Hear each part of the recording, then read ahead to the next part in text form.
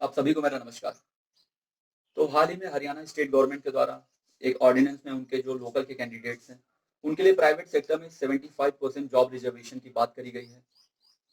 तो इसके बारे में बात करने से पहले हम थोड़ा ऑर्डिनेंस और बिल में क्या मेन डिफरेंस है उसके बारे में जान लेते हैं।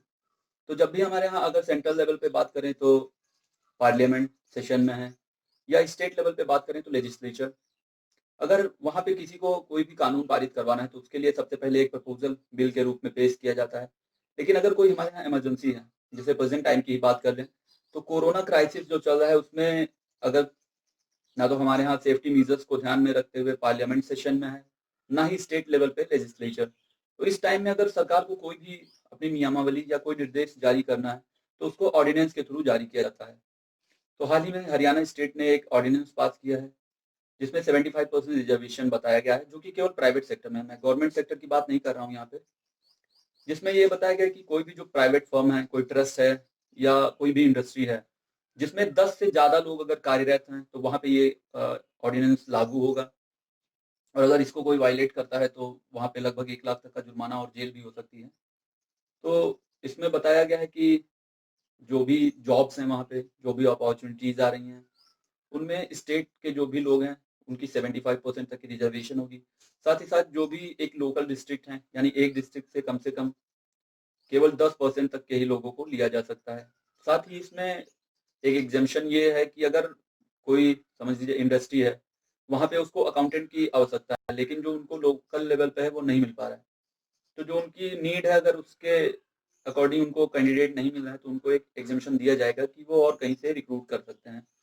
अब इसमें जो एक बताया गया है कि केवल वही जॉब्स आएँगी जिनकी सैलरी 50,000 से कम है। हालाँकि इसके बारे में जो भाजपा की कोएलिशन पार्टी है, जननायक जनता पार्टी, जो दुष्यंत चौटाला चौटाला जी की पार्टी है, उन्होंने अपने चुनावी जो मैनिफेस्टो होता है उसमें पहले ही इसके बारे में बताया था।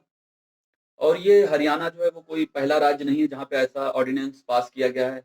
अगर पिछले साल की हम बात करें, तो आंध्र प्रदेश में 2019 में ही अ, एक बिल पास किया गया था जिसमें 75% रिजर्वेशन की बात करी गई थी। हालाँकि अभी ये कोर्ट में लटका हुआ है मामला, क्योंकि इसको आर्टिकल 14 और आर्टिकल 19 क्लॉज़ जी के ग्राउंड पे चैलेंज किया गया था कि ये अनकॉन्स्टिट्यूशनल हो सकता है। क्योंकि आर्टिकल 14 की अगर हम बात करें तो उसमें बताया गया है equality before law and equal protection for laws.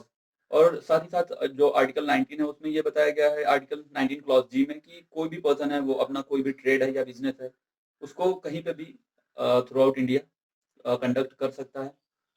तो जब हम हरियाणा गवर्नमेंट के द्वारा जो ये ऑर्डिनेंस पास किया गया है इसके बारे में बात करें, तो जो वहाँ के लोकल लोग हैं, उनके लिए तो एक अपॉर्च्युनिटी है। क्योंकि जब हम बात करते हैं अनएम्प्लॉयमेंट के बारे में, तो हरियाणा स्टेट की जो रैंक है वो 23rd आती है। इस मामले में सबसे जो बढ़िया कंडीशन है वो मेघालय की है।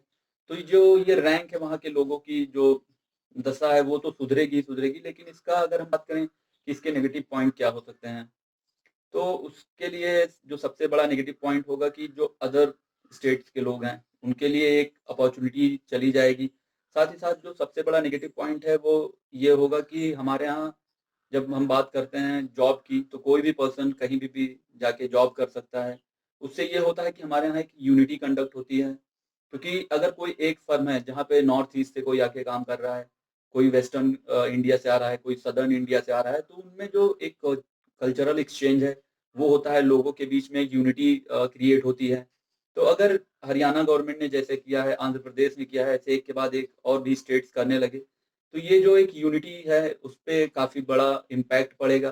साथ ही साथ लोगों में एक वो फीलिंग होगी कि हम उनको एक पड़ोसी राज्य की तरह ट्रीट करने लगेंगे। हमारे अंदर जो भारतीयता है, उसमें भी कमी आ सकती है, क्योंकि अगर हम बात करें तो हम अगर यूपी में रहते हैं तो हम जाके कहीं भी जॉब कर सकते हैं, एमपी में जॉब कर सकते हैं, राजस्थान में कर सकते हैं। लेकिन अगर हम बात करें कि बांग्लादेश में हमको जाना है या हमको ऑस्ट्रेलिया जाना है, यूएसए जाना है, तो हमारे लिए उतना आसान नहीं होता है।